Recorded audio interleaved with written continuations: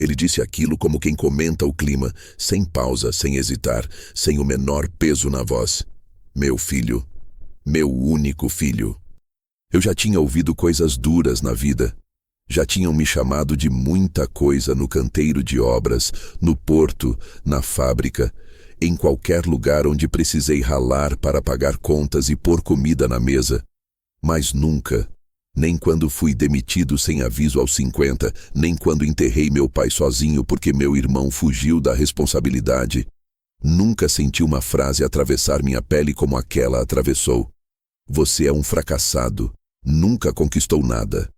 Ué, ele disse isso segurando um copo de vidro cheio de cerveja cara, encostado na mesa de doces da minha irmã, no meio do salão alugado, diante de uns 40 parentes que pararam de conversar no mesmo segundo. O silêncio caiu tão rápido que parecia que alguém tinha desligado o mundo ao redor. O som da música baixou porque o DJ percebeu alguma coisa no clima. Duas senhoras se viraram ao mesmo tempo. Minha ex-mulher congelou segurando um guardanapo e minha irmã apertou a boca com tanta força que o batom manchou o canto.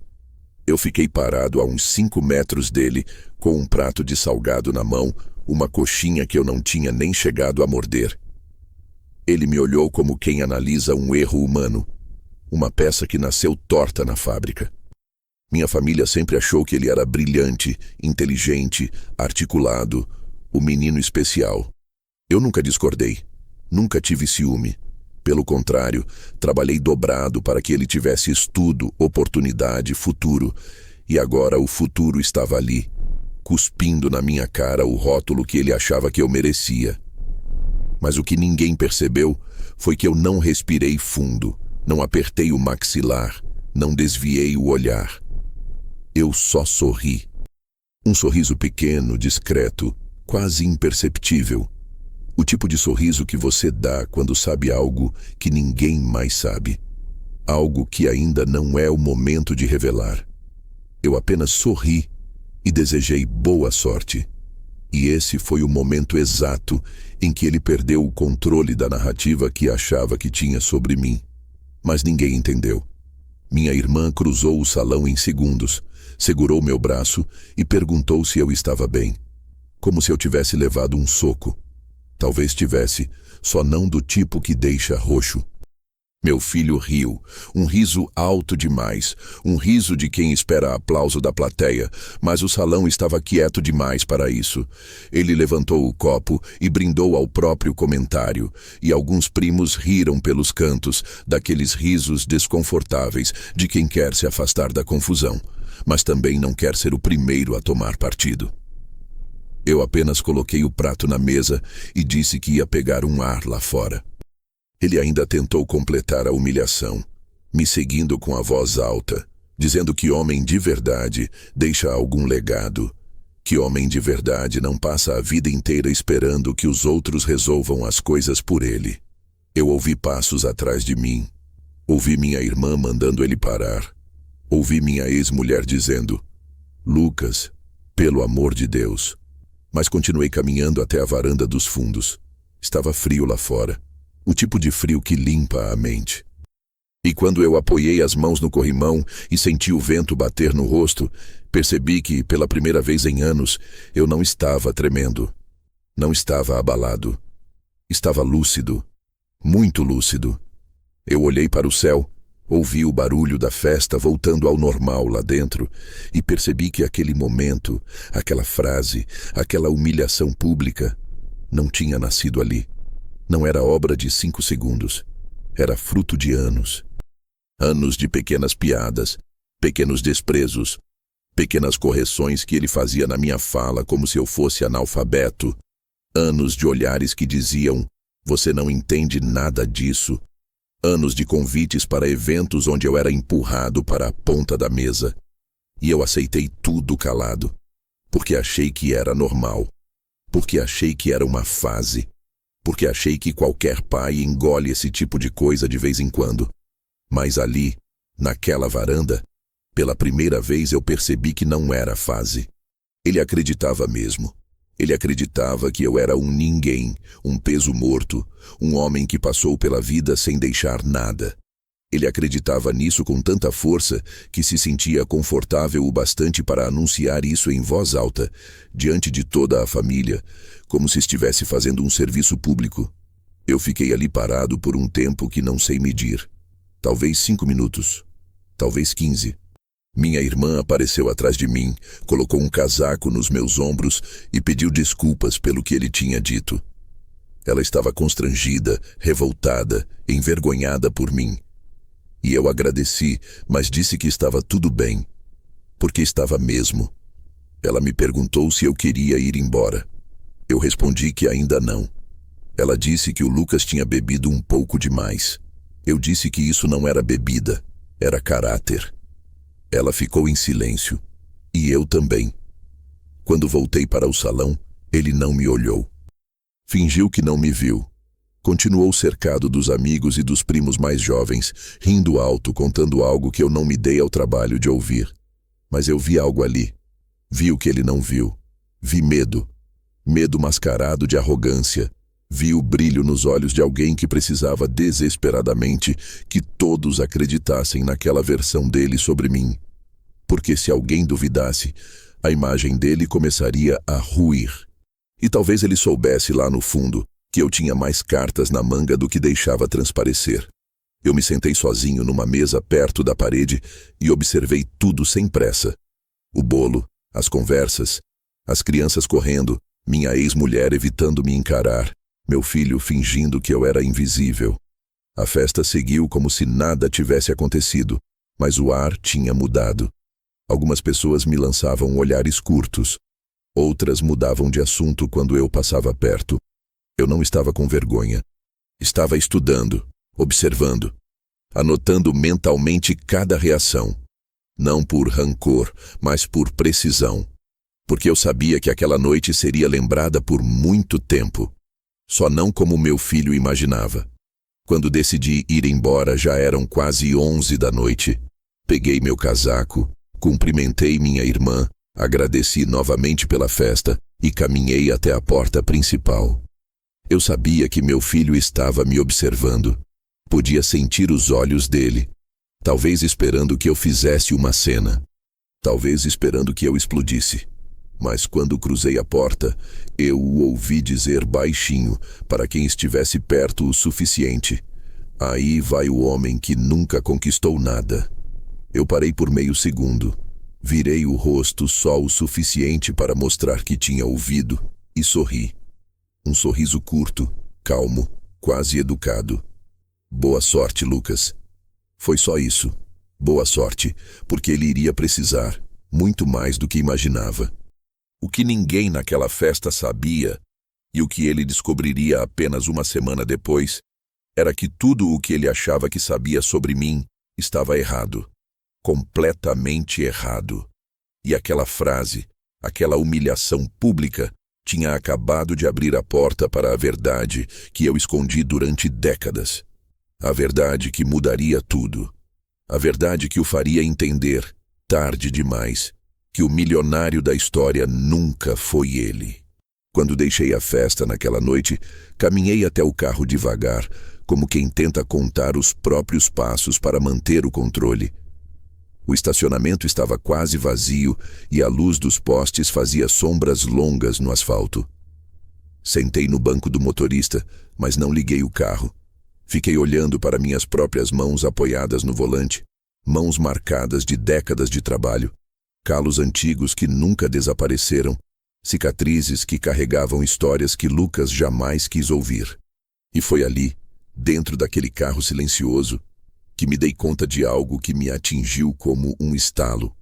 Meu filho tinha absoluta certeza de que eu era um fracassado. E aquela certeza não surgiu do nada. Ele acreditava nisso porque não conhecia minha história. E não conhecia porque eu nunca contei. Mas não por vergonha, como ele provavelmente imaginava, e sim por escolha. Uma escolha que começou muitos anos antes daquela noite.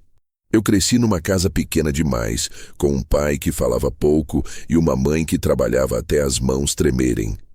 Meu pai era pedreiro, daqueles que carregavam mais cimento que conversa. Um homem duro no exterior, mas que guardava um tipo de dignidade silenciosa que só percebi muitos anos depois. Ele nunca reclamava, nunca pedia nada, nunca esperava ajuda. Morreu com 62 anos, sem nunca ter tirado férias, sem nunca ter saído da mesma cidade, sem nunca ter tido tempo para viver a própria vida. Eu prometi a mim mesmo que não seria assim, que encontraria uma maneira de não terminar como ele. Mas promessas feitas na juventude têm uma mania estranha de virar poeira quando a vida aperta. Assim como ele, eu também precisei aceitar o que aparecia: descarregar caminhão, carregar caixa, limpar oficina, puxar noite em turno, trabalhar feriado, revezar almoço por falta de tempo e virar número de funcionário em crachá. Não reclamo. Foi com esse suor que paguei a escola do Lucas, que comprei material, uniforme, aulas extras, que deixei de comer carne para que ele tivesse lanche melhor. Mas o que ele nunca soube, porque eu nunca falei, é que em meio àquela correria de trabalho e contas, eu fiz outra coisa. Uma coisa que mudou tudo. Quando eu tinha 28 anos, ganhei uma indenização trabalhista depois de sofrer um acidente no serviço. Nada grandioso, mas era dinheiro suficiente para muita gente comprar um carro usado e pagar algumas dívidas. Eu, porém, fiz diferente. Coloquei cada centavo em um investimento que ninguém da minha família entendeu na época. Participei de um consórcio de terras com outros 4 colegas, um terreno rural distante, barato, valorização incerta, quase um tiro no escuro. E eu fiquei calado sobre isso por décadas. Enquanto todo mundo ria dizendo que aquilo era dinheiro jogado fora, eu continuava pagando mensalmente, sem atrasar um único boleto. Não porque eu fosse visionário, mas porque meu pai tinha me ensinado que terra não se perde, terra não evapora, terra não foge do banco. O tempo passou, a cidade cresceu, empresas foram surgindo, rodovias foram abrindo, e aquele terreno, antes inútil, se transformou em ouro puro. Hoje, vale mais do que qualquer imóvel que Lucas ou qualquer primo dele poderia sonhar em comprar.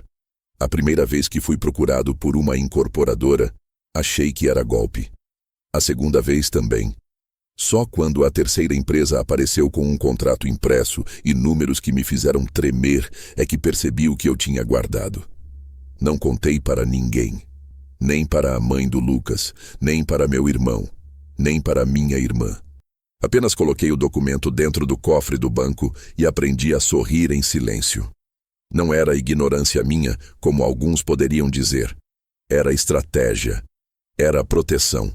Eu sabia que se contasse, começariam a aparecer pedidos, chantagens emocionais, conselhos para o meu bem, parentes ressurgindo do nada. Gente que não lembrava que eu existia iria me chamar de querido. Preferi o anonimato.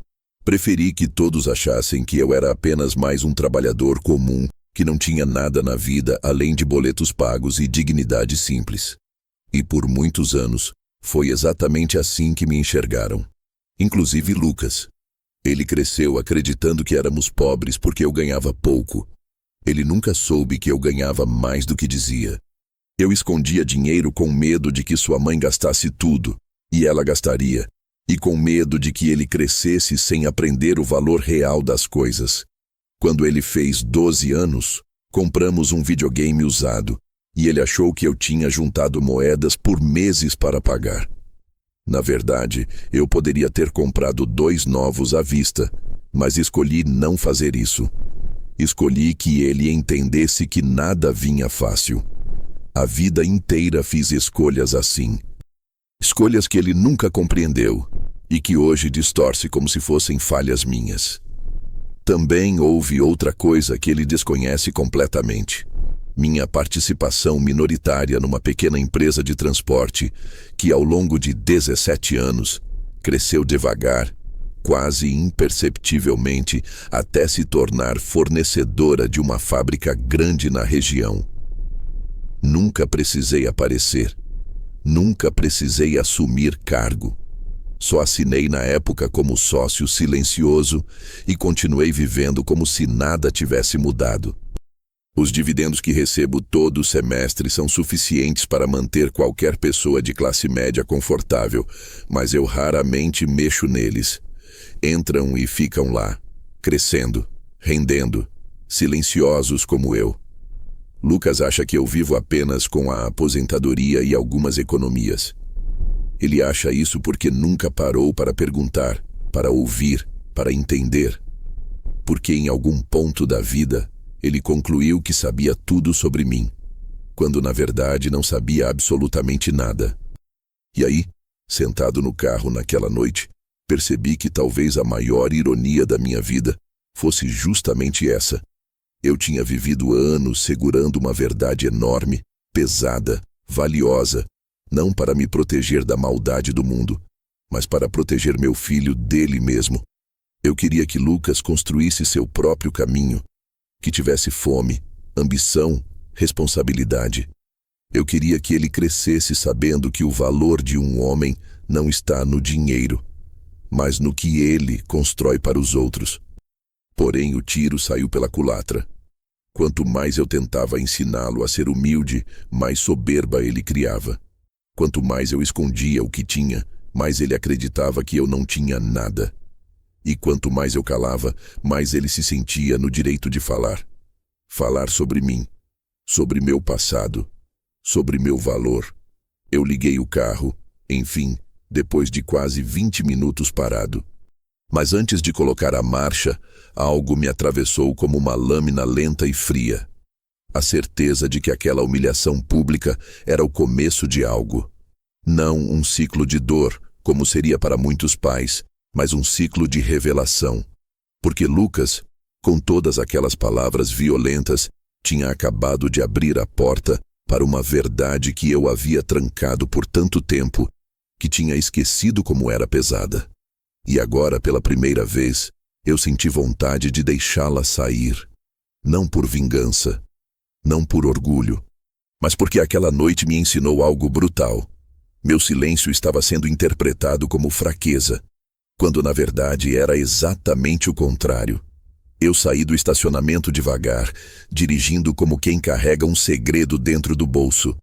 E pela primeira vez em muito tempo, pensei no cofre. Pensei na pasta azul dentro dele. Pensei nos papéis, nas escrituras, nos contratos.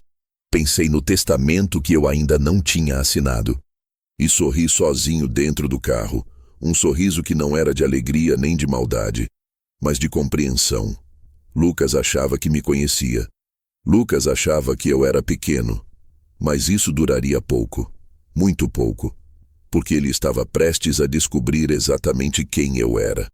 E quando descobrisse, não seria porque eu contei. Seria porque a vida, essa professora impiedosa, o obrigaria a aprender. E essa, eu sabia, seria uma lição que ele jamais esqueceria. Às vezes eu tento lembrar o momento exato em que meu filho deixou de me ouvir. Mas a verdade é que não existe um único ponto de ruptura. Uma data específica, um acontecimento claro que tenha dividido tudo entre antes e depois. Não foi uma explosão, foi erosão. Foi um processo lento, silencioso, quase imperceptível, como a água que cava pedra dia após dia, até abrir um buraco onde antes parecia existir solidez. Quando penso nisso agora, percebo que o desprezo dele não nasceu naquela festa, nem naquela frase, nem naquele sorriso torto que ele deu para os primos enquanto me chamava de fracassado. Aquilo foi o ápice, o grande finale de uma peça que vinha sendo ensaiada há anos. E eu, cego pelo amor, pela esperança e talvez pela ingenuidade de pai, fingi não ver os ensaios acontecendo diante de mim. Lembro quando ele tinha uns 14 anos e começou a responder atravessado. Coisas pequenas, bobagens adolescentes que qualquer pai normal trataria com meia dúzia de broncas. Mas eu estava trabalhando tanto na época, tão cansado, tão preocupado com as contas e com a possibilidade de perder o emprego, que deixei passar. Quando ele interrompia minhas frases para corrigir minha gramática, eu ria. Achava graça do menino inteligente. Quando ele dizia que eu não entendia nada de tecnologia, eu aceitava, porque era verdade que eu não sabia muito. Quando ele comentava na frente dos amigos que eu era simples demais, eu fingia não ouvir. Cada pequeno gesto parecia inocente isoladamente, mas juntos formavam a base do que ele acreditaria ao longo da vida, que ele era superior a mim. Não porque eu fosse inferior, mas porque eu permiti que ele acreditasse. Eu me lembro especialmente de um dia, quando ele tinha 17 anos, em que voltamos de ônibus do supermercado. Eu estava carregando as sacolas mais pesadas, enquanto ele caminhava alguns passos à frente, com fones no ouvido, no meio da calçada. Um vizinho passou de carro, diminuiu, abriu o vidro e gritou: "Seu filho está grande, hein, homem? Orgulho!" E eu acenei de volta, sorrindo como um tonto, porque era verdade, eu tinha orgulho dele. Mas Lucas nem virou para ver quem era, nem percebeu que eu carregava o peso dobrado, nem se importou com o fato de que, para que ele tivesse tudo aquilo dentro das sacolas, eu estava trabalhando em 2 empregos na época. O vizinho foi embora, e eu fiquei ali, com um sorriso que durou pouco, porque naquele momento eu senti pela primeira vez que meu filho estava em um mundo diferente do meu. Um mundo onde eu existia apenas como base, como chão, como estrutura, não como alguém a ser ouvido, não como alguém a ser respeitado. Com o tempo, isso foi se intensificando. Quando ele entrou na faculdade, parecia que um muro invisível se ergueu entre nós. De repente, tudo o que eu dizia parecia pequeno demais. Quando tentava dar um conselho, ele respondia com algo como: "Pai, o mundo não funciona mais como no seu tempo." Quando eu contava algum problema que tinha no trabalho, ele franzia a sobrancelha como quem escuta uma história de um passado remoto, quase arqueológico. Ele começou a usar um tom profissional comigo, como se fosse um gestor dando feedback a um estagiário. Eu via isso acontecer e tentava justificar. Dizia a mim mesmo que era a idade, que era a empolgação da juventude, que era a insegurança mascarada de arrogância. Mas havia algo mais profundo ali, algo que só entendi anos depois. Lucas não me via como um homem, me via como um degrau, algo indispensável durante a subida, mas inútil quando finalmente se alcança um patamar mais alto. Lembro de uma conversa em particular. Ele tinha acabado de conseguir o primeiro emprego numa empresa de marketing. Chegou em casa animado, contando sobre os colegas, os projetos, o ambiente moderno. Eu estava feliz também, orgulhoso. Perguntei quanto era o salário e ele respondeu com uma leve risada, não de deboche, mas de piedade, como quem não quer magoar alguém menos atualizado. "Pai, não vai parecer muito para você, mas para minha área é um valor inicial decente." Fiquei em silêncio. Não porque estivesse ofendido, mas porque percebi o que ele não dizia. Ele achava que eu não tinha a menor noção de dinheiro. Mal sabia que naquela época eu já acumulava uma reserva que ele levaria anos para juntar com aqueles salários. Mas eu não disse nada. Continuei calado, como sempre. Em outro momento, numa reunião de família, discutimos política. Cada um dava sua opinião. E quando chegou minha vez, Lucas soltou um suspiro longo e disse: "Pai, não leve a mal, mas você se informa por grupo de WhatsApp, né? Não dá para debater assim." As pessoas riram. Eu sorri de canto, mas algo dentro de mim rachou naquela noite. Não porque eu ligasse para a opinião deles, mas porque percebi que Lucas não me via mais como alguém com voz própria. Eu era um personagem da periferia intelectual da vida dele. Era alguém a ser tolerado, não ouvido. E eu permiti que isso se consolidasse, porque sempre acreditei que, conforme envelhecesse, ele entenderia. Que adulto enxerga o que adolescente não vê. Que a maturidade lapida a arrogância. Mas com ele, não lapidou. Ela alimentou. A mãe dele também contribuiu, ainda que de maneira involuntária. Ela sempre me dizia: "Não estraga o menino com dureza. Não seja tão rígido." ele é sensível, ele pensa muito. Talvez eu tivesse sido rígido demais se tivesse imposto limites na hora certa, mas talvez tivesse impedido que ele acreditasse que o mundo girava ao redor da opinião dele. Depois que nos separamos, quando Lucas tinha 23 anos, fiquei ainda mais reticente em confrontá-lo. Achei que precisava ser o porto seguro, a referência tranquila. Não queria que ele pensasse que eu era amargo, que eu era o pai duro que o afastava. E foi nesse esforço de ser o que ele precisava, ou o que eu achava que ele precisava, que permiti que ele acreditasse que eu não precisava de respeito. O desprezo dele foi crescendo de forma tão natural que, quando notei, já era tarde. Ele falava comigo como se falasse com alguém limitado. Fazia piadas sobre minhas roupas simples, dizia que homens da minha idade não entendiam nada sobre economia e futuro. E eu, em um erro que hoje enxergo com clareza quase cruel, transformei todas essas pequenas agressões em motivos para me orgulhar. Meu filho está confiante. Meu filho está encontrando seu caminho. Meu filho está aprendendo a ser independente. Mas independente de quê? De mim? Talvez. Mas também independente de gratidão, humildade, lucidez. Ele subia degraus que imaginava ter construído sozinho, sem perceber que quem tinha segurado a escada naquele tempo todo era eu. Com o tempo, ele parou de me consultar. Parou de pedir opinião. Parou até de me avisar das conquistas. Soube do seu primeiro carro por uma foto no Instagram. Soube da viagem dele pela irmã da ex-mulher. Soube que estava morando com a namorada quando fui visitar o apartamento dele e encontrei coisas dela espalhadas pela sala. Ele não escondia por maldade. Ele escondia porque achava que eu não entenderia. Como se minha mente fosse incapaz de acompanhar a vida dele. Como se minha presença fosse um atraso. E assim, fui virando sombra. Ele vinha me visitar apenas em datas obrigatórias, com aquele olhar de quem faz uma pausa estratégica no cronograma para ver um parente distante. E quando finalmente conversávamos, era tudo rápido, impessoal, sem profundidade.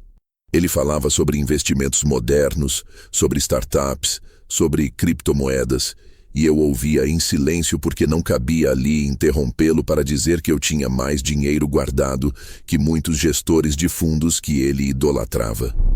Ele achava que falava para me ensinar. Eu ouvi, sempre ouvi, calado, como quem acompanha o discurso de alguém que está convencido de que domina o assunto. Mas o que ele não sabia era que tudo aquilo, as palavras, o tom, o distanciamento, estava moldando um abismo. Não foi um acidente. Não foi uma frase isolada. Foi uma vida inteira de pequenas escolhas. Ele parou de me ouvir quando eu parei de me impor. Quando deixei que a imagem que ele tinha de mim se consolidasse sem intervenção. Quando preferi a paz aparente em vez da conversa necessária. Quando decidi que o amor de pai suportava qualquer coisa, até o desrespeito. E talvez a maior ironia de todas seja que, por amor, eu escondi quem eu era. E por isso, ele aprendeu a me desprezar. Naquela noite do aniversário, quando ele finalmente me chamou de fracassado diante de todos, aquilo não nasceu na hora.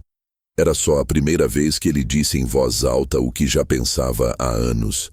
Eu ouvi, sozinho na varanda, o som de décadas inteiras colapsando dentro de uma frase. E naquele instante, pela primeira vez, eu entendi que não havia mais espaço para silêncio.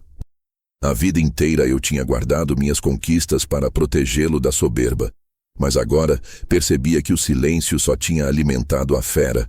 E como toda fera criada com descaso, ela cresceu achando que podia morder o dono. O que ele não sabia, e o que estava prestes a descobrir, é que a vida tem uma maneira exata de colocar cada pessoa no lugar onde ela realmente pertence. Ele achava que estava no topo. Achava que olhava para mim de cima. Mas aquela altura era ilusória, sustentada por uma visão que eu mesmo permiti. Em uma semana, ele veria o chão sob seus pés desmoronar.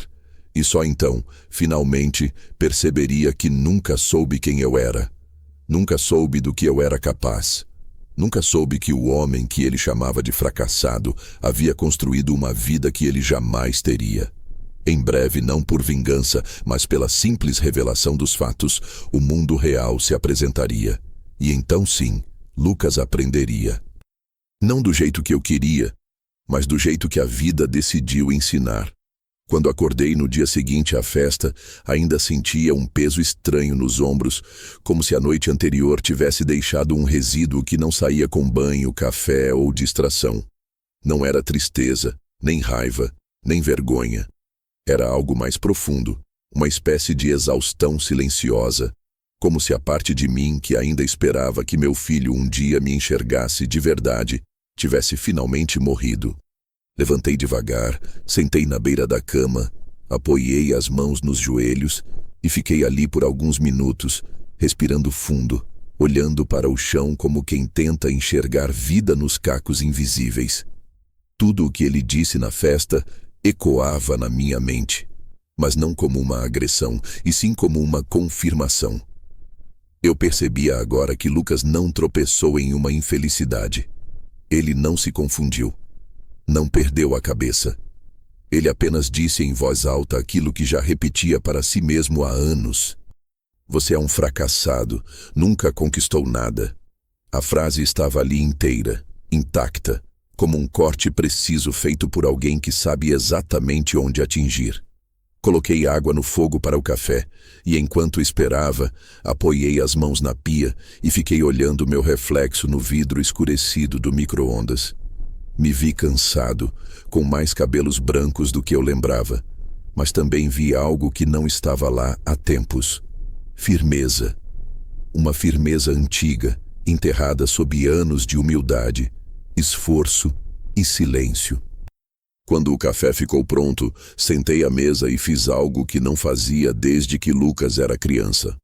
Tomei uma decisão pensando em mim e não nele. E ela começou com uma pergunta simples, quase dolorida. Por que eu continuo permitindo isso? Não havia motivo. Não havia justificativa. Só havia hábito. Um hábito que começou pequeno. O hábito de tolerar. E que, como todas as coisas que não são confrontadas, cresceu até virar o monstro que me encarou naquela festa. Enquanto bebia o café, pensei na expressão dele antes de dizer a frase que se tornaria o ponto de virada. A maneira como ergueu o copo, como se estivesse prestes a brindar uma verdade universal. O orgulho que inflou seu peito. Os primos em volta esperando a piada, como fazem adolescentes em volta do colega mais ousado da turma.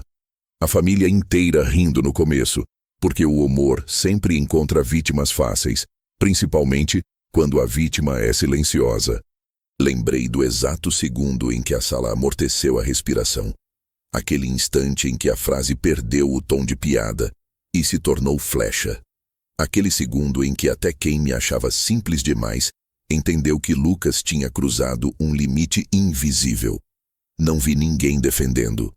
Não vi ninguém repreendendo. Vi apenas olhares desviados, sorrisos incômodos, tosses forçadas. A típica reação de quem percebeu o exagero, mas prefere se esconder atrás do coletivo. A verdade é que a família riu porque a família achava possível que aquilo fosse verdade. Eles já tinham criado comigo a mesma narrativa que Lucas alimentava. A do homem simples, sem ambição, sem conquistas, sem horizonte. A do homem que trabalhou a vida inteira e não saiu do lugar. A do homem que vive de pouco porque não foi capaz de ter mais. Eles riram porque era fácil acreditar nessa versão. Era conveniente, era confortável. Ninguém ali imaginava que, enquanto eles estavam conversando sobre promoções no trabalho, viagens de fim de ano e financiamentos de carros, eu estava tomando decisões que envolviam valores que nem cabiam no vocabulário familiar. Eles não sabiam que eu tinha mais patrimônio do que muitos daqueles primos que ostentavam relógios dourados e falavam alto sobre investimentos com rendimento de 2 dígitos. Eles não sabiam por que eu escolhi o silêncio. Agora percebo que talvez tenha sido um erro ter escondido tanto tempo. Não pelo dinheiro em si, mas porque o silêncio permite que os outros inventem versões. E a versão que inventaram sobre mim foi a pior possível, a do fracassado. Terminei o café e sentei no sofá, observando a sala pequena onde vivem minhas memórias. A estante com os livros velhos que Lucas nunca abriu. As fotografias onde ele aparece com a expressão despreocupada de alguém que sempre teve alguém nos bastidores resolvendo tudo. Eu pensei no quanto ele realmente acreditava estar acima de mim. Em como ele falava com a convicção de alguém que tem certeza de que entende de mundo, quando na verdade eu é que sempre naveguei entre batalhas que ele sequer imaginava. Essa percepção não me trouxe raiva, mas uma clareza quase fria. Ele não me desrespeitou porque eu falhei. Ele me desrespeitou porque eu o permiti acreditar que nunca acertei. Foi então que lembrei da forma como ele ergueu o queixo, segundos antes de dizer o que disse. Aquele gesto carregava algo que me perseguiu a manhã inteira. Ele queria que as pessoas vissem, que testemunhassem, que validassem. A frase não foi só para mim, foi uma performance. Ele queria que sua superioridade fosse aplaudida. Queria garantir que todo mundo naquela sala, parentes que nem falam com ele, pessoas que minha irmã convidou por educação, primos que ele vê 2 vezes por ano, todos eles testemunhassem a imagem que ele decidiu construir de mim. Um homem que nunca conquistou nada. Ele precisava que isso fosse público, porque pessoas assim só se sentem grandes quando têm plateia. Foi ali que percebi a profundidade da ferida. Não a que ele tentou abrir em mim, mas a que revelava sobre quem ele era. Alguém que precisava diminuir o próprio pai para crescer 2 centímetros. Respirei fundo, lembrando do meu sorriso. Lembrando da forma como eu o olhei, sem desespero, sem explosão, sem ressentimento. Lembrando da simplicidade do que respondi. Boa sorte, Lucas. Esse foi o momento exato em que o gatilho virou contra ele. Porque quando a plateia dele esperava a minha reação, quando esperavam que eu saísse destruído, humilhado, fragilizado, eu simplesmente virei as costas. O silêncio sempre foi minha arma. Mas naquela noite, pela primeira vez, ele não serviu para me esconder. Serviu para expor. Expôs que eu não precisava provar nada para ninguém. Expôs que a humilhação só funciona quando a vítima aceita o papel. Eu não aceitei. E quando a pessoa que você tenta rebaixar não reage, quem fica pequeno é você. Lucas não percebeu isso na hora, mas eu percebi. Eu senti a sala inteira mudar de peso. Senti minha irmã me seguir com os olhos cheios de vergonha por ele. Senti minha ex-mulher recuar. Talvez finalmente entendendo que havia criado um filho que não sabia onde estava o próprio limite. Senti até os primos mais jovens trocarem olhares desconfortáveis. O riso deles morrendo no canto da boca.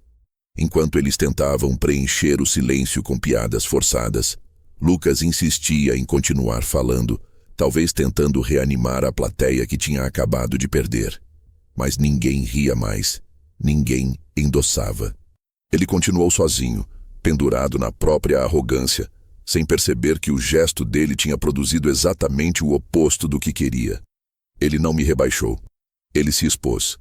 E eu sabia que aquilo teria consequências. Porque existe algo pior do que ser chamado de fracassado. É ser forçado a encarar a própria arrogância quando o mundo para de aplaudir. Quando deixei a festa, ainda sentia os olhos dele queimando nas minhas costas. A expressão dele, mesmo de longe, era de alguém que perde o controle da narrativa e tenta desesperadamente retomá-lo. Eu vi, porque conheço meu filho melhor do que ele imagina. E naquele instante, entre a calçada gelada e o ar noturno que batia no meu rosto, percebi a virada. Aquele não era o fim de nada. Era o começo. Lucas tinha acabado de apertar o gatilho que dispararia não minha queda, mas sua revelação. Porque agora, pela primeira vez, eu não iria proteger sua versão da história. Agora, a verdade estava a caminho, silenciosa, inevitável, com a força de um trem. Ele só não sabia, ainda. E quando soubesse, Quando soubesse quem realmente era o fracassado. Quando descobrisse que tudo o que ele construiu estava apoiado na sombra de um homem que ele nunca se deu ao trabalho de conhecer. Aí sim, finalmente, o silêncio ganharia voz. A voz da realidade, a voz que ele nunca soube ouvir, a voz que viria em uma semana, exata como destino. Passei os dias seguintes à festa com uma calma que não parecia minha, uma serenidade que só quem atravessa o pior consegue sentir. Não era paz, exatamente. Era clareza. A clareza que chega quando você finalmente entende que nada mais precisa ser explicado. Lucas achava que tinha encerrado aquela noite com vitória, como se tivesse colocado a última pedra no túmulo da minha dignidade. Mas mal sabia que ele tinha sido apenas a mão que abriu a porta do que eu vinha mantendo trancado por quase 3 décadas. E foi naquele domingo, 2 dias depois da festa, que decidi ir até o banco. A agência ficava no centro, uma construção antiga com portas de vidro pesadas demais para o calor e ar-condicionado fraco demais para o verão. Entrei sem pressa, cumprimentando o segurança que já me conhecia pelo nome, não porque eu fosse cliente VIP, apesar de tecnicamente ser, mas porque era um daqueles funcionários que estavam lá desde antes dos bancos virarem vitrines modernas. Assim como eu, ele era da época dos caixas grandes, dos talões de papel e das senhas de plástico duro. Pessoas que existiam antes de todo mundo correr para parecer mais novo do que é. Peguei o elevador para o subsolo. O cofre ficava ali, no nível mais silencioso da agência, onde tudo tinha cheiro de metal antigo e poeira de carpete. Abri minha caixa com as 2 chaves, a minha e a do funcionário. A sensação de ouvir o clique das engrenagens internas sempre me trouxe um tipo de conforto estranho, como se aquele som dissesse que parte da minha vida estava guardada, intacta, longe dos olhos do mundo. Dentro da caixa havia poucos objetos.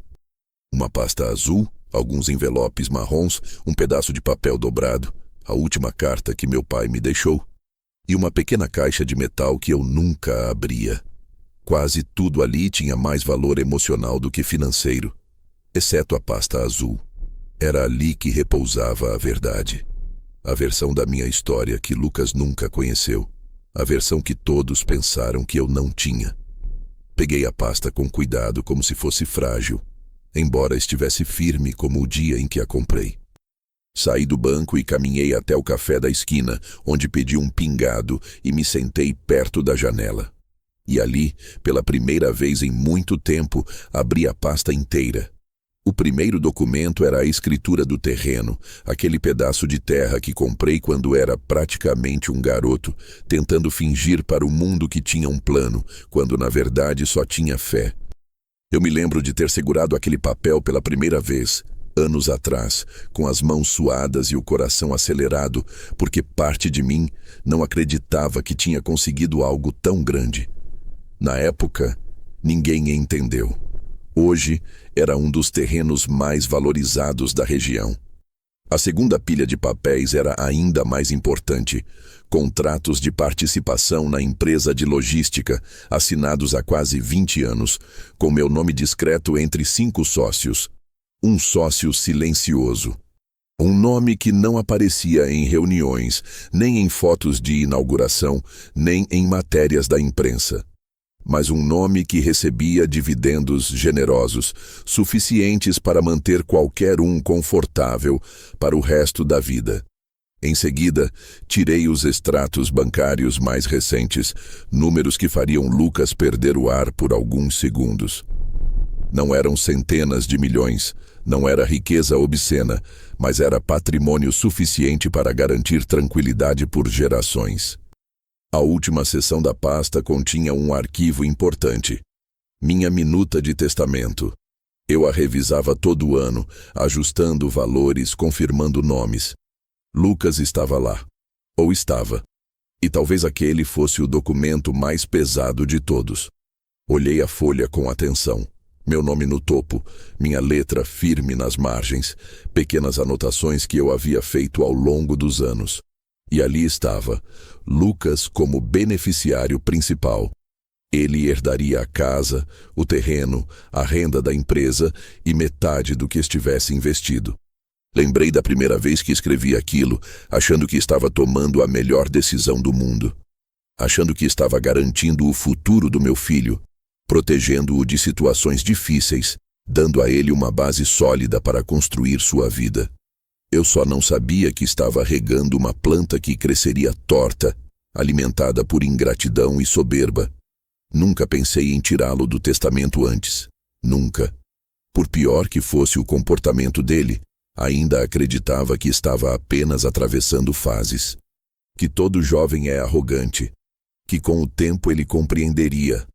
Mas na festa, quando me chamou de fracassado na frente de todos, percebi que não era fase, era identidade. Fechei a pasta devagar, tomando outro gole de café, e fiquei observando as pessoas passando pela calçada. Ninguém ali imaginava que eu carregava, dentro daquele envelope azul, uma vida que não combinava com o rótulo que meu filho me deu. Em algum momento, percebi que minhas mãos não tremiam mais. E então, sem pressa, abri a pasta de novo. Olhei para cada documento como quem olha fotos antigas de alguém que um dia fomos. E foi nesse instante que entendi, com uma nitidez dolorosa, que Lucas nunca soube de nada disso, porque eu não quis que soubesse. E que talvez essa decisão que fiz para protegê-lo tenha sido justamente o que o transformou no homem que me humilhou naquela noite. Não foi falta de amor. Foi excesso de cuidado, excesso de silêncio, excesso de espaço dado para que ele construísse sua própria narrativa sobre mim. E ele construiu. Enquanto eu folheava a minuta do testamento, percebi pela primeira vez que estava pronto para desfazer aquela linha onde constava o nome do meu filho como herdeiro principal. Não por vingança, não por raiva, mas por justiça. Porque testamento não é prêmio, é reconhecimento. E Lucas, naquele momento, não me reconhecia. Fechei a pasta e caminhei de volta para o banco, onde devolvi tudo à caixa com a mesma gentileza de quem devolve um segredo ao escuro. Ao sair, o segurança me cumprimentou novamente. Desta vez, porém, senti algo diferente. Senti que deixava ali não apenas papéis, mas também uma vida prestes a mudar. Entrei no carro, liguei o motor e fiquei ali alguns segundos, com as mãos no volante e uma sensação estranha de antecipação. Lucas não fazia ideia, mas os próximos dias revelariam mais sobre mim do que eu revelei durante toda a vida dele. E a revelação não seria planejada, nem teatral. Seria inevitável, porque o mundo dele estava prestes a colidir com a verdade que eu escondi. Ele se acharia forte até o momento em que descobrisse que sua força dependia do chão que eu construí. E esse chão, por escolha minha, finalmente iria tremer. A vida tinha encontrado seu próprio jeito de ajustar as contas. E Lucas, com todas as palavras que me lançou como pedras naquela festa, acabara sem saber aproximando-se da explosão que mudaria tudo. A revelação estava chegando, não pelas minhas mãos, mas pelas mãos de uma semana que ainda viria, uma semana que ele jamais esqueceria. Durante toda aquela semana, enquanto as pessoas retomavam suas rotinas e a festa da minha irmã virava apenas mais uma lembrança incômoda para alguns e engraçada para outros, eu continuava retornando mentalmente ao mesmo ponto, o testamento que eu ainda não havia assinado. Ele estava lá, dormindo dentro da pasta azul, aguardando apenas uma assinatura minha para transformar Lucas, oficialmente, no herdeiro principal de tudo o que construí na vida. Amargo perceber isso agora, que o documento que deveria ser prova do meu amor silencioso por ele, da minha intenção de deixá-lo seguro, confortável, protegido, era o mesmo documento que eu quase assinei às cegas, sem notar que, fazendo isso, eu alimentava a soberba que cresceu dentro dele como um tumor embrutecido. E talvez tenha sido por isso que o silêncio se tornou minha língua materna nesses últimos anos. Porque falar significaria admitir que eu fiz escolhas que poderiam ter estragado não apenas o meu futuro, mas o dele também. Eu sempre achei que, se contasse a verdade sobre minha situação financeira, ele mudaria. Acreditava que, se soubesse que eu tinha algum patrimônio guardado, ficaria mais tranquilo, menos ansioso, mais responsável. O problema é que, àquela altura, eu conhecia meu filho melhor do que ele imaginava. E sabia que, se tivesse lhe dado qualquer sinal de estabilidade, ele teria se tornado ainda mais arrogante, ainda mais imprudente, ainda mais cego. Eu me lembro bem do dia em que decidi escrever a primeira versão do testamento. Foi logo depois da morte da minha mãe. Ela deixou a mim e à minha irmã uma pequena quantia, um valor simbólico, mas suficiente para me fazer questionar o que eu estava construindo no mundo. Naquela época, Lucas ainda era um menino de olhos grandes, sempre curioso, sempre me perguntando sobre tudo.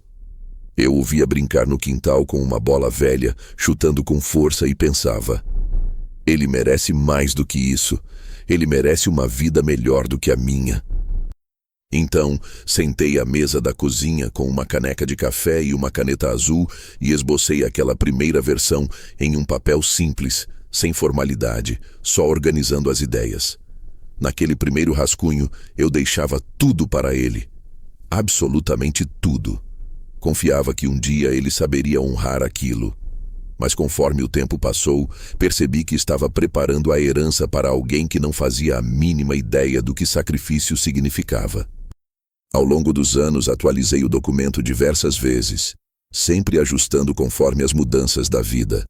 Houve uma época em que pensei em dividir entre ele e minha irmã, porque senti que Lucas estava se distanciando de mim de maneira quase irreversível. Mas nunca tive coragem, sempre voltava atrás. O amor paterno tem dessas coisas, é teimoso, irracional, burro até. Ele continua acreditando quando não deveria, continua esperando quando não é mais sensato. E assim, meu silêncio foi crescendo junto com o testamento. Eu não queria que Lucas soubesse do meu patrimônio, porque não queria que se perdesse dentro dele. Não queria que achasse que tinha vencido alguma coisa, sem lutar por nada. Não queria que ele criasse o hábito de correr para mim sempre que fizesse escolhas ruins. E, acima de tudo, não queria que ele vivesse com a sensação de que tinha um pai rico, porque pais ricos geram filhos preguiçosos, se esses filhos não tiverem estrutura emocional para lidar com o privilégio. Eu sabia que o Lucas de 30 anos não era capaz de carregar esse peso, e por isso demorei tanto para decidir se deveria ou não assinar o documento. Mas tudo mudou naquela festa, não pelo insulto em si, mas pelo que ele revelou sobre Lucas. Revelou que, mesmo sem saber de nada da minha vida verdadeira, ele já me tratava como alguém menor.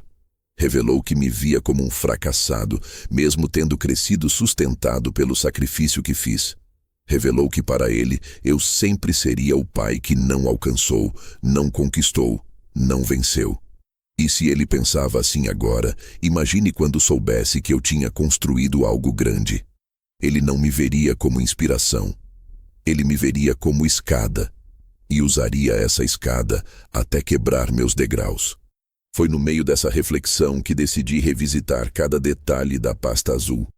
Eu queria ter certeza de que não estava agindo movido pela dor momentânea, mas pela lucidez que finalmente me alcançara. Passei horas sentado na mesa da sala, espalhando documentos, conferindo datas, revisando contratos.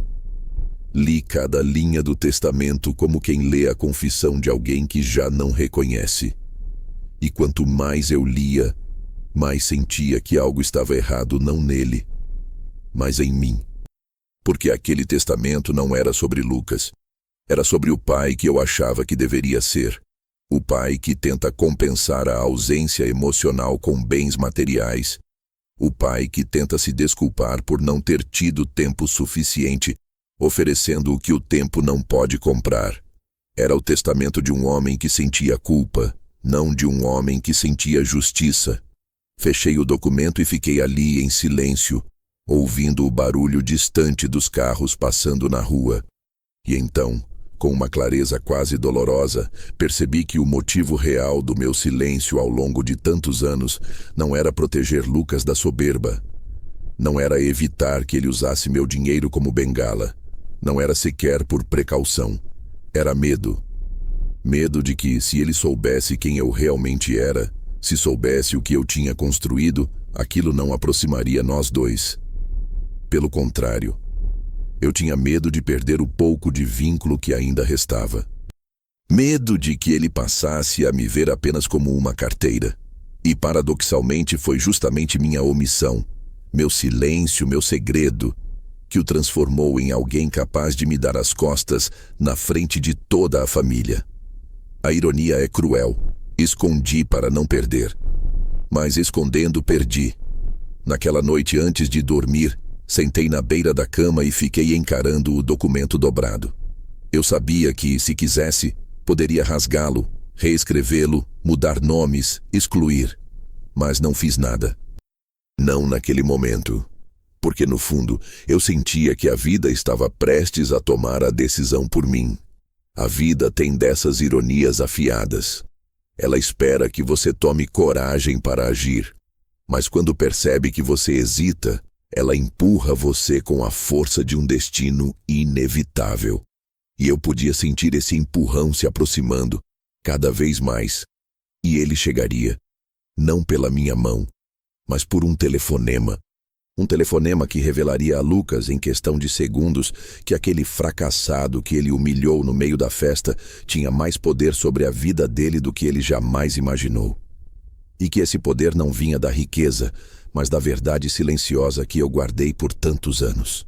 A verdade estava chegando, e com ela viria o colapso da narrativa que Lucas construiu sobre mim e sobre si mesmo.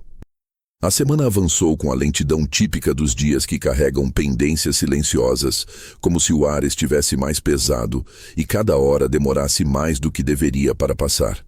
Eu me mantive ocupado arrumando gavetas, revendo contas antigas, preparando pequenas coisas em casa que eu já adiava há meses, não por procrastinação, mas por uma estranha sensação de preservação. Era como se eu soubesse, ainda que de forma intuitiva, que algo importante estava prestes a acontecer. Algo que reorganizaria as peças da minha vida sem que eu precisasse mover os dedos.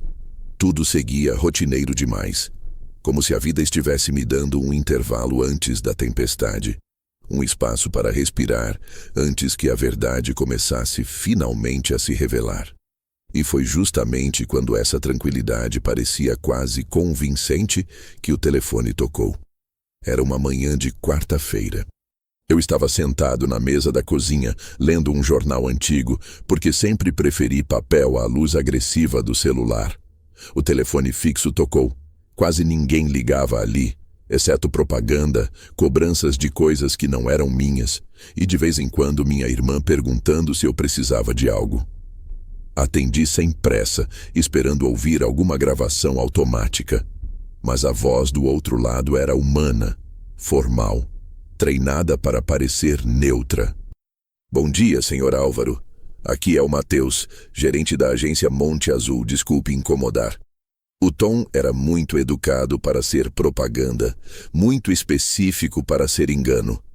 Respondi que sim, era eu. Ele respirou fundo, o que imediatamente me fez endireitar a postura na cadeira, porque gerentes de banco só respiram fundo por dois motivos: para oferecer algo que você não quer ou para informar algo que você não esperava. Liga apenas para confirmar alguns dados, Sr. Álvaro, e também para avisar sobre um contato que fizemos com um familiar seu. Meu coração deu um pequeno salto, não de medo, mas de antecipação. Familiar? Perguntei, tentando soar distraído, embora minha mente estivesse tão alerta quanto um animal cercado. Sim, seu filho, Lucas Ribeiro. Ele esteve aqui na segunda-feira e novamente ontem. Tentou solicitar informações específicas sobre fundos vinculados ao nome do senhor, bem como investimentos conjuntos, mas como não tem conta compartilhada nem procuração, não pudemos fornecer nada. Meu sangue gelou, não por preocupação, mas por surpresa.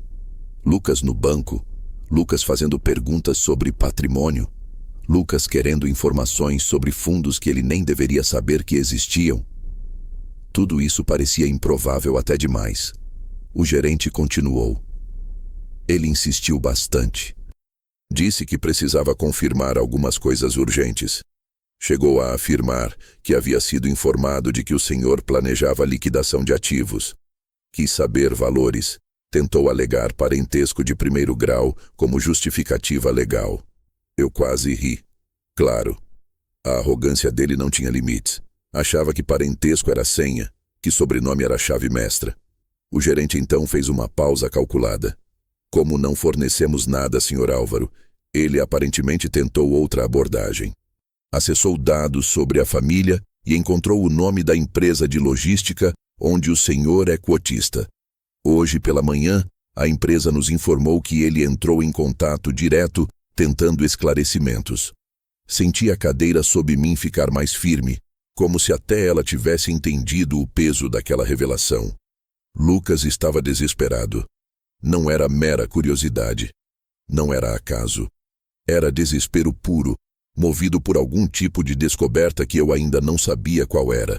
Algum problema específico, Sr. Álvaro? Perguntou o gerente, com aquele tom profissional que quer ajudar sem se meter. Agradeci e disse apenas que estava tudo bem, que eu resolveria. Desliguei devagar, mantendo a mão sobre o aparelho por alguns segundos.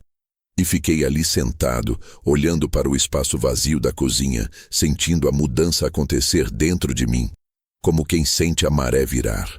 Não demorou muito para o silêncio ser interrompido novamente. Desta vez, pelo som do meu celular vibrando sobre a mesa. Peguei e vi o nome dele. Lucas. A primeira ligação desde a festa. Deixei tocar até cair na caixa postal. Ele ligou outra vez. E outra. A quarta vez veio acompanhada de uma mensagem curta. Pai, precisamos falar. É urgente. Eu não respondi. Fiquei em silêncio por 5 longos minutos, olhando para a notificação acesa, enquanto algo dentro de mim finalmente encaixava. A pressa, a urgência dele, as visitas ao banco, as tentativas de acessar meus dados. Tudo isso só podia significar uma coisa. Ele tinha perdido algo. Algo grande. Algo que afetava diretamente o mundo seguro em que vivia. E claro, na cabeça dele, eu seria a solução. O pai que sempre segurou as pontas. O pai que ele humilhou, mas que ele acreditava que jamais fecharia a porta. O pai que sempre recuava quando o assunto era conflito. O pai conveniente. O pai escada. O pai amortecedor. Mas esse pai tinha morrido na varanda da festa, 2 dias antes. E Lucas estava prestes a conhecer o homem que existia antes e depois de tudo isso. Respirei fundo e finalmente ouvi a gravação da caixa postal. A voz dele não tinha o tom firme e arrogante que ele usara na festa. Tinha pressa, tinha nervosismo, tinha medo. Pai, é o Lucas. Teve um problema aqui, uma situação meio complicada. O banco me ligou. Preciso entender umas coisas. Por favor, me liga. Engoli seco, não por pena, mas porque aquela voz, a voz de um homem que finalmente sente o chão fugir, mexeu com algo antigo dentro de mim. Não era tristeza. Era reconhecimento. Era como ver a si mesmo décadas antes, enfrentando o mundo sem entender nada, assustado, desorientado. Mas no caso dele, não era o mundo que o assustava. Era a verdade. Passei a mão pelo rosto e fui até a estante. Peguei a pasta azul novamente. Abria como quem abre um livro sagrado e repassei cada documento. Foi ali que entendi a peça final do quebra-cabeça. Uma semana antes da festa, eu tinha recebido um aviso formal da empresa de logística. Um dos contratos estava prestes a ser renovado e, como sócio minoritário, eu precisaria atualizar meus dados junto ao banco. Dados que incluíam identidades de dependentes, beneficiários e ligações familiares. Era um procedimento interno simples, mas muito mais profundo do que parecia. Qualquer alteração de propriedade, movimentação irregular ou tentativa de acesso indevido ao sistema seria notificada aos outros cotistas. E parece que tinha sido. Porque se Lucas tentou acessar informações sobre mim direto pela empresa, isso teria gerado alerta instantâneo ao setor financeiro. E ali estava a explicação. A ligação do banco não era coincidência, era consequência. Ele cutucou o sistema no lugar errado, da forma errada, e agora o sistema reagia. Me deu um certo arrepio perceber que a vida tinha feito o trabalho que eu nunca tive coragem de fazer. Mostrar a Lucas que ele não sabia absolutamente nada sobre seu próprio pai. E que esse pai tinha mais influência sobre o que acontecia fora da bolha dele do que ele jamais suspeitou. A cada minuto que passava, mais claro ficava que o desespero dele não tinha nascido apenas da curiosidade. Ele tinha descoberto alguma coisa. Talvez uma suspensão. Talvez um bloqueio. Talvez uma movimentação financeira que afetava diretamente seu nome. Não sabia ainda. Mas estava próximo. Muito próximo. E como uma onda que se forma no alto mar antes de arrebentar na costa, algo dentro de mim dizia que aquela ligação do banco era apenas o início. Uma mensagem nova chegou. Outra e outra. Em uma delas ele escreveu: "Pai, por favor, é sério." A ironia daquilo era quase poética. Ele nunca levou nada que eu dizia a sério. Nunca levou minha vida a sério. Nunca levou meus sacrifícios a sério.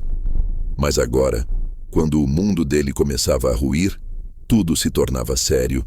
Para ele, pela primeira vez, ele precisava de mim. Não como pai, não como homem, não como referência, mas como o dono da verdade que ele ignorou a vida inteira. A diferença é que agora eu não tinha mais pressa, nem obrigação, nem culpa. A ligação do banco não mudou nada para mim, mas mudou tudo para ele. E como eu previa, seria apenas o primeiro sinal. O primeiro tremor antes do abalo que viria, porque Lucas estava prestes a descobrir que o homem que ele chamou de fracassado era justamente o homem do qual sua vida dependia mais do que ele jamais admitiu. Ele descobriria, por bem ou por mal, mas descobriria. Aquela noite caiu como poucas caem na vida de um homem, silenciosa por fora, turbulenta por dentro. Eu havia passado o dia assistindo o nome de Lucas piscar no meu celular como um farol insistente. E cada toque, cada notificação, cada tentativa de ligação parecia trazer consigo o peso de anos inteiros de silêncio que agora batiam à porta. Não atendi nenhuma. Não por prazer, não por vingança, mas porque pela primeira vez eu tinha clareza de que ouvir meu filho naquele estado seria como entregar um fósforo aceso ao mesmo menino que passou a vida inteira brincando perto de gasolina, sem perceber o perigo. Deixei que a noite passasse inteira com ele tentando me alcançar. E dormi cedo. Não porque estivesse em paz, mas porque, talvez pela primeira vez desde a festa, eu sentia que estava recuperando meu lugar no próprio mundo. O dia seguinte amanheceu com o mesmo padrão de insistência. Chamadas perdidas, mensagens curtas, algumas mais longas, todas carregando uma urgência que só aumenta quando quem sempre teve controle percebe que está começando a perder o chão. Pai, atenda. É sobre algo sério de verdade. Precisamos conversar pessoalmente. Por favor, não ignore. Eu deixei todas ali, penduradas na tela, como quem observa sinais de fumaça de um incêndio que não começou na sua casa, mas que, inevitavelmente, acabará chegando perto. Tomei café olhando para aquela lista de mensagens e senti uma parte antiga de mim, aquela que sempre correu para apagar os problemas dele, se levantar dentro do peito com vontade de agir. Mas dessa vez foi diferente. Essa parte finalmente ouviu a outra, a que despertou na varanda da festa, e entendeu que agir naquele momento seria repetir o erro de sempre, proteger quem nunca soube sequer me considerar. Era quase meio-dia quando ele enviou a primeira mensagem diferente, a única que não trazia apenas urgência, mas sim algo novo: fragilidade. Pai, você pode por favor me encontrar hoje? Só meia hora. É sério, não é sobre a festa. Aconteceu uma coisa, preciso falar com você. Essa frase mexeu comigo. Eu ali devagar, mais de uma vez, porque ali havia uma mudança que não era apenas de tom, mas de postura. Lucas nunca pedia. Ele ordenava, sugeria, contornava, manipulava, mas pedir era raro, quase impossível. Aquele por favor era como uma rachadura no muro que ele construiu entre nós. Uma rachadura pequena, mas real. E ainda assim, eu não respondi de imediato. Saí para caminhar até a padaria. O céu estava cinza, o ar abafado, e a rua exalava aquele cheiro de manhã que mistura pão fresco com escapamento de carro. Enquanto caminhava, me senti estranhamente leve, como se estivesse atravessando uma realidade nova. E foi no retorno, enquanto abria a porta de casa com as compras, que o celular vibrou novamente. Uma mensagem curta, quase um sussurro escrito. É sério, pai. Pode ser no fim da tarde, onde você quiser. Eu imploro. Eu sentei devagar na mesa da cozinha, coloquei as sacolas no chão e fiquei olhando para aquela última palavra. Imploro. Como quem observa uma estrela cadente depois de passar a vida inteira convencido de que o céu era estático. Não era tristeza que eu sentia, nem satisfação. Era estranhamento. Lucas implorando por qualquer coisa era um evento extraordinário. Ele era do tipo que prefere quebrar o próprio orgulho do que reconhecer que precisa de alguém. E mesmo assim, ali estava, implorando. Algo muito grave tinha acontecido. Algo tão sério que havia destruído a bolha onde ele vivia. Algo que o obrigou a perceber, ainda que por segundos, que sua independência sempre foi sustentada por estruturas invisíveis e que muitas delas tinham meu nome por baixo. Ali, finalmente respondi. Vamos conversar, hoje às 6, no café perto da praça. Enviei a mensagem e guardei o celular. Não houve hesitação. Não houve arrependimento. Houve apenas a decisão de que eu o ouviria, mas não como antes. Não como o pai que acalentava, corrigia e tentava resolver. Não como o homem culpado por não ter sido perfeito. Eu iria como quem observa a própria criação finalmente encarar o peso das próprias escolhas. E isso para mim não era vingança, era necessário. Passei a tarde inteira arrumando alguns papéis, revisando coisas, caminhando pela casa, como quem se prepara para um encontro que não é simples nem comum. E à medida que as horas avançavam, fui me dando conta de como aquele encontro mudaria tudo. Para ele, para mim, para o testamento, para a própria ideia de família que carregamos por tanto tempo. Às 6 em ponto, cheguei ao café. Sentei na mesa do canto, a mesma onde sentava com minha mãe décadas atrás, quando ela ainda vivia e eu era apenas um jovem tentando entender o mundo. O lugar tinha cheiro de pão quente e café recém-passado, aquele cheiro que guarda memórias antigas. E ali, sozinho, eu esperei. Ele chegou 3 minutos depois. Parecia outra pessoa. O cabelo arrumado às pressas, a camisa amassada, o olhar inquieto e uma palidez que eu só tinha visto uma vez, quando ele tinha 7 anos, e se machucou seriamente no quintal. Ele se aproximou devagar, como quem se aproxima de um altar que não sabe se perdoa ou pune. Sentou-se à minha frente e tentou sorrir, mas o sorriso não se formou. Pai, obrigado por vir. A voz dele tremia, sutil, mas tremia, e essa tremedeira dizia mais do que qualquer frase. Eu apenas assenti e esperei.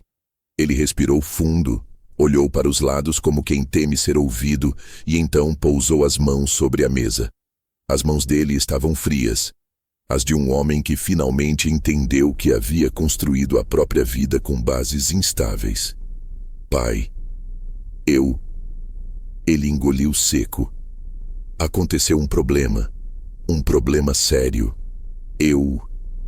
Pausa. Os olhos dele se encheram de algo que não era exatamente lágrimas. Era mais como vergonha. Eu perdi um projeto importante, algo que era minha responsabilidade. Outra pausa. E houve uma ligação do banco. E depois outra da empresa de logística. Ele levantou o olhar devagar, como quem encara o juiz. Eles disseram seu nome. Eu me mantive imóvel.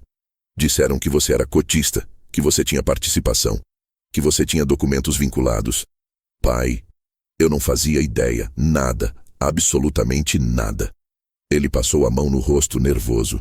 E eu acho que essa situação afetou algumas coisas minhas também.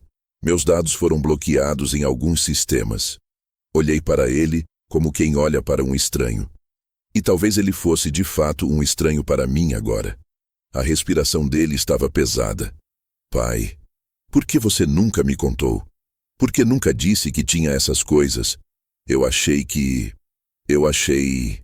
Ele não terminou. Não precisava. Eu sabia exatamente o que ele achou. Que eu era pequeno, que eu era pobre, que eu era irrelevante. E agora, ali, sentado diante de mim, ele estava encarando uma realidade que nunca imaginou existir. Não respondi de imediato. Esperei que ele continuasse, e ele continuou. Eu preciso entender. Não é pelo dinheiro. É porque eu me envolvi em algo e agora está tudo desmoronando. Eu precisava saber se você pode... Ele hesitou. Se você pode me ajudar. Havia ali, naquele pedido quebrado, um resquício do menino que um dia puxou minha mão para atravessar a rua. O menino que acreditava que eu podia resolver qualquer coisa. Mas havia também o homem que me humilhou na festa, me chamou de fracassado, me apontou como alguém que nunca fez nada da vida. E aquela mistura, a do menino pedindo ajuda e do adulto arrogante implorando socorro, criou em mim um silêncio novo. Não o silêncio de medo, não o silêncio de culpa, mas o silêncio de quem finalmente entende seu próprio valor. Olhei para ele longamente, observando a ansiedade nos olhos, o desespero contido, a necessidade urgente de respostas. E foi naquele momento que eu soube, com absoluta certeza, que a história estava mudando. A verdade tinha começado a vir à tona. E o desespero dele era apenas o primeiro capítulo da revelação completa. Porque Lucas ainda não sabia de nada. Nada. O que o aguardava era muito maior. E esse encontro, por mais tenso, frágil e estranho que fosse, era apenas a antessala da verdade que viria logo depois. Saí do café naquela noite com passos lentos. Não porque estivesse cansado, mas porque carregava dentro de mim um tipo de lucidez que só aparece quando o mundo finalmente mostra suas engrenagens. Lucas ficou sentado ali por alguns minutos depois que me levantei, olhando para suas próprias mãos, como se tivesse acabado de perceber que elas não eram tão firmes quanto ele sempre acreditou. Não houve escândalo, não houve discussão, não houve lágrimas. Houve apenas uma verdade flutuando entre nós. Ele precisava de mim. E não por afeto, não por carinho, não por reconhecimento. Ele precisava de mim porque, pela primeira vez na vida, algo escapara do controle dele, e eu era a única pessoa que podia ajudá-lo a manter o chão sob os pés. Mas eu saí. E naquele momento, pela primeira vez desde que ele nasceu, percebi que podia escolher ir embora sem culpa. Caminhei pela calçada sentindo um vento leve bater no rosto, e esse vento me trouxe um pensamento que não doeu, não rasgou, não pesou. Foi um pensamento simples, quase sereno. Ele não me conhece. Nunca conheceu. E talvez essa fosse minha culpa, talvez não. Mas o resultado estava ali. O homem que me humilhou na frente da família toda, agora estava sendo obrigado a olhar para mim, não como pai, não como fracassado, não como peso, mas como peça central de um quebra-cabeça que ele nunca soube montar. Cheguei em casa, tirei os sapatos, sentei-me devagar à mesa e deixei que o silêncio preenchesse a sala. Por muito tempo, aquele silêncio tinha sido meu inimigo. Agora, era meu aliado. Respirei fundo e abri a pasta azul novamente, como quem abre um portal para outra vida. Os papéis estavam lá, imperturbáveis, como se nada no mundo tivesse acontecido. O contrato do terreno, os relatórios da empresa de logística, os extratos do fundo privado. E no topo de tudo, o testamento. Aquele papel que carregava minha história de amor, culpa, esperança e ingenuidade. Minha vida inteira vazada em letras formais. O documento que dizia, com todas as letras, que meu filho, aquele homem que me chamou de inútil diante de 40 testemunhas, herdaria tudo o que construí com meu suor. Fiquei olhando para a folha por longos minutos. O nome dele ali, destacado, quase brilhante sob a luz da lâmpada. Lucas Ribeiro, meu herdeiro, meu menino, meu erro.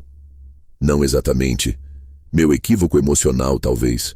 Minha tentativa desesperada de garantir que ele tivesse uma segurança que eu nunca tive. Meu jeito torto de dizer eu te amo sem abrir a boca. Mas amor não sustenta legado. Respeito sim. E legado não é prêmio para quem não valoriza o caminho. Legado é continuidade. E eu entendi, de forma brutal e definitiva naquele café, que Lucas não continuaria nada meu. Ele se apoiaria sim, ele usaria sim, ele administraria não, e pior, ele não honraria, porque quem não reconhece o valor do pai vivo, nunca reconhece o valor do pai morto. Peguei a caneta, aquela azul que eu sempre usava para decisões importantes. Meu pai dizia que documentos sérios mereciam tinta azul porque ela tinha cor de permanência, como ele chamava. Talvez fosse superstição, mas naquele momento fez sentido. Abri o testamento e li cada parágrafo, conferindo cada vírgula. Não queria agir por impulso, mas já não era impulso, era clareza. Uma clareza tão absoluta que quase doeu de tão inevitável. Fechei os olhos e respirei fundo. Pensei em Lucas criança, correndo pelo quintal, tropeçando, levantando, gritando meu nome com alegria.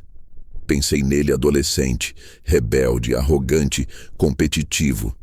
Pensei nele adulto, achando que sabia tudo sobre o mundo enquanto eu calava a verdade para poupá-lo.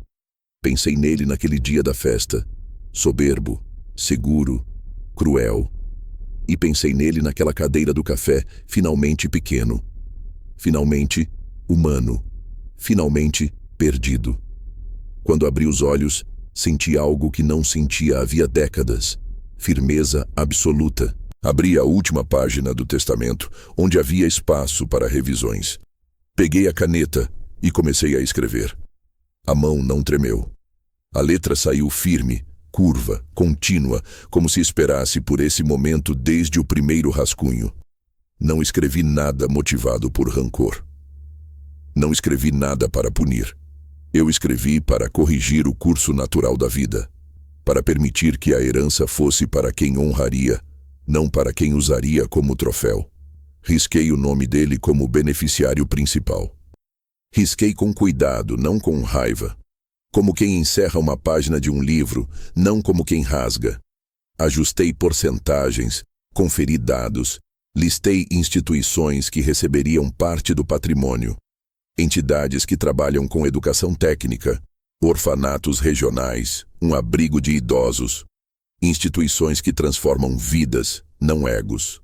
E deixei uma parte pequena para Lucas, não para salvá-lo, mas para que ele decidisse, com sua própria trajetória, se seria capaz de transformá-la em algo maior, ou se deixaria escorrer pelos dedos, o suficiente para um recomeço, não o suficiente para a arrogância florescer novamente.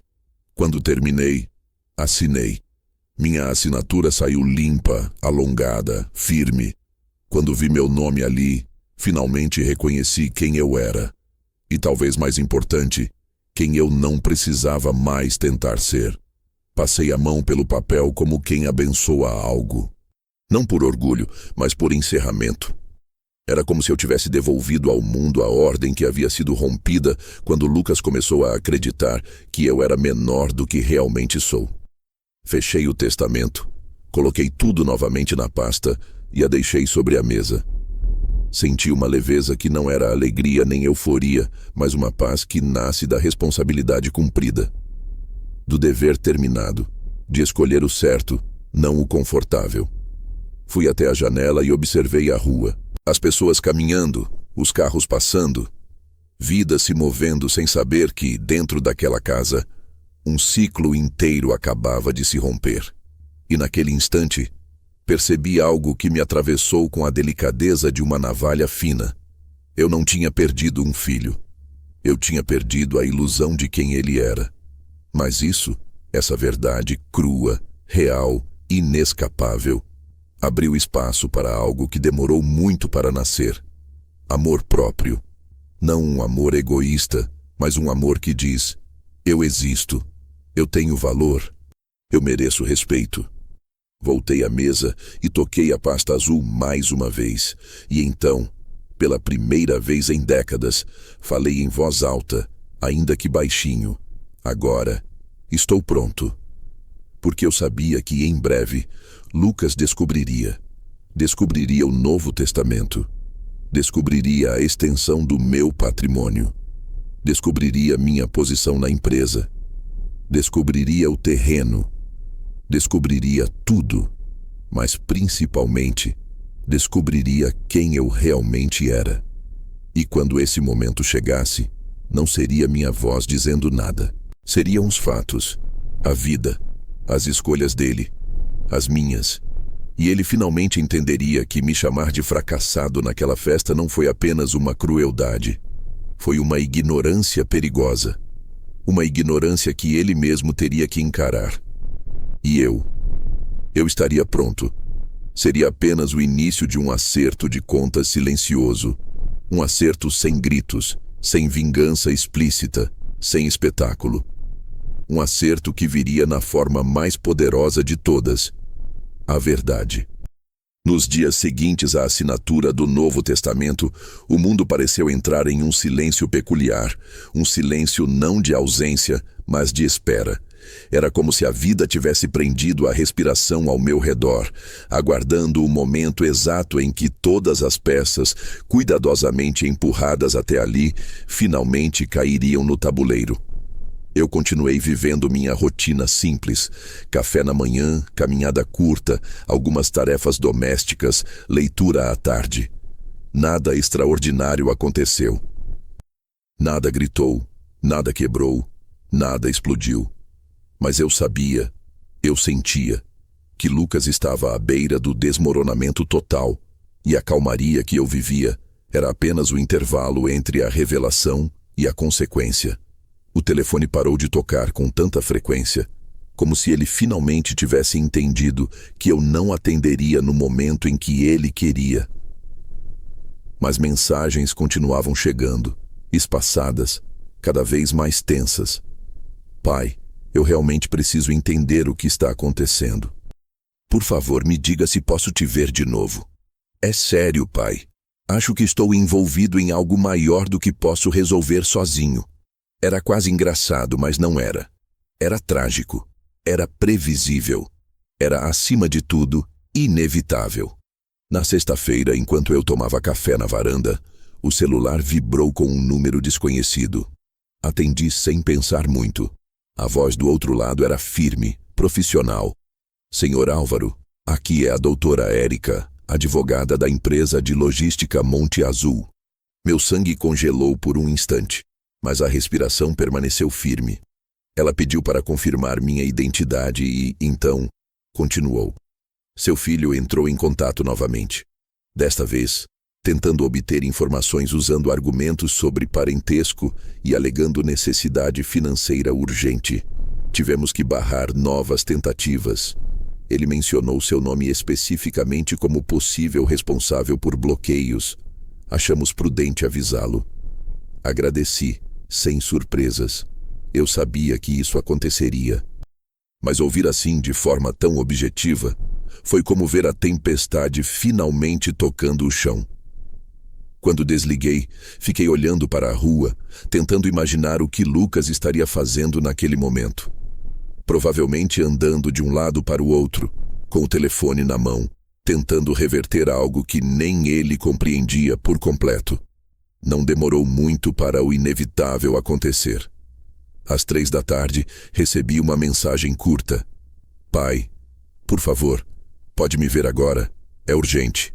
Estou indo até aí. Ele não perguntou se eu estava em casa. Ele não perguntou se podia vir. Ele apenas anunciou, como sempre fez, como se eu fosse extensão da própria história. E pela primeira vez, eu não senti aquele velho incômodo de pai que tenta se ajustar ao filho.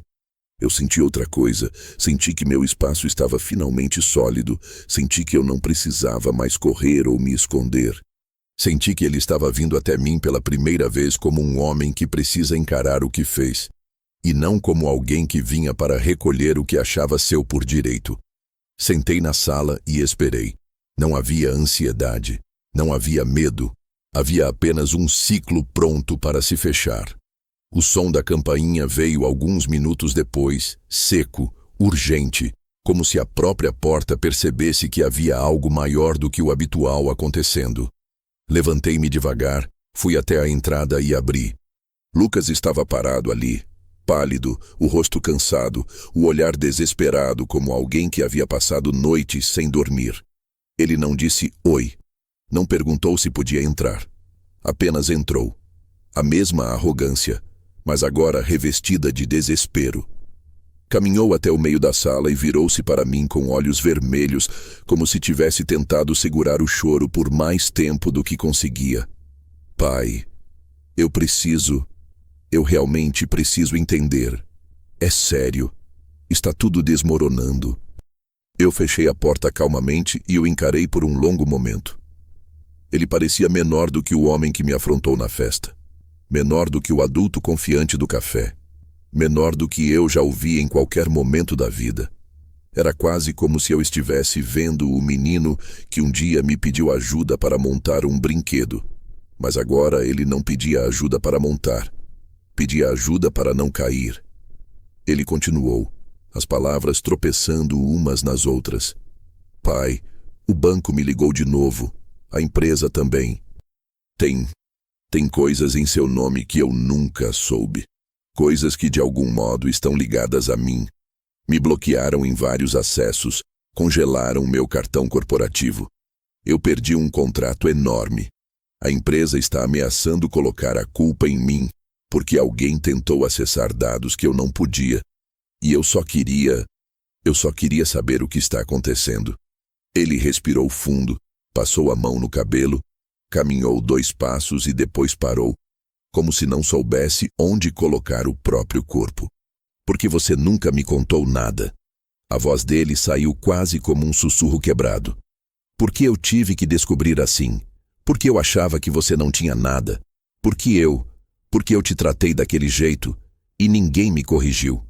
Por que você nunca disse quem você realmente era? Ele parecia implorar por uma resposta que explicasse a vida inteira em uma frase.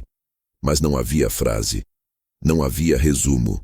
Não havia justificativa curta. O silêncio entre nós cresceu até ele finalmente parar de falar, sentar-se no sofá e colocar a cabeça entre as mãos. Eu o observei por alguns segundos. Depois caminhei até a estante, peguei a pasta azul e coloquei-a sobre a mesa. Não como um tapa, não como uma humilhação invertida, mas como um ato de clareza. Ele levantou o olhar lentamente, como alguém que encara um objeto sagrado. A pasta azul sempre foi minha guardiã, agora seria a revelação dele. Sentei-me diante dele e pela primeira vez em muito tempo falei com calma, sem hesitação, sem peso. Lucas, tudo o que está aqui, eu construí sem alarde, sem pressa, sem precisar provar nada para ninguém. Ele não piscou. Eu não te contei porque não queria que você crescesse acreditando que a vida te devia alguma coisa. Queria que você construísse a sua própria. Ele abriu a boca para interromper, mas eu levantei a mão. Você sempre achou que eu não tinha nada. E não foi porque eu escondi. Foi porque você nunca perguntou.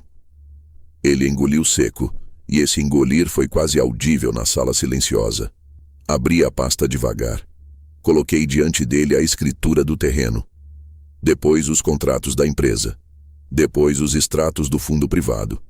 E, por fim, o testamento, o antigo e o novo. Ele não conseguia sequer tocar nos papéis. Ficou olhando, paralisado, como se estivesse diante de algo impossível. Pai, isso tudo é seu? Eu apenas assenti. Sempre foi. Ele passou a mão no rosto e sussurrou: Meu Deus, pai, eu humilhei um milionário.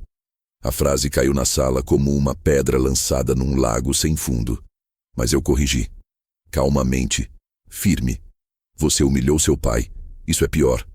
Ele ficou imóvel. O rosto dele desabou como eu nunca vi. Era arrependimento. Não o arrependimento teatral, exagerado que algumas pessoas usam para escapar da responsabilidade. Era o arrependimento verdadeiro, aquele que dói na carne, aquele que faz o homem entender que decepcionou não o outro, mas a si mesmo. Ele se curvou para a frente, apoiou os cotovelos nos joelhos e deixou o rosto cair entre as mãos. Não chorava alto. Chorava como alguém que tenta conter o choro desde criança. E pela primeira vez na vida dele, eu não tive vontade de consolar. Levantei-me, fui até a janela e falei sem olhar para trás. Lucas, a vida inteira você achou que eu era pequeno porque confundiu silêncio com fraqueza.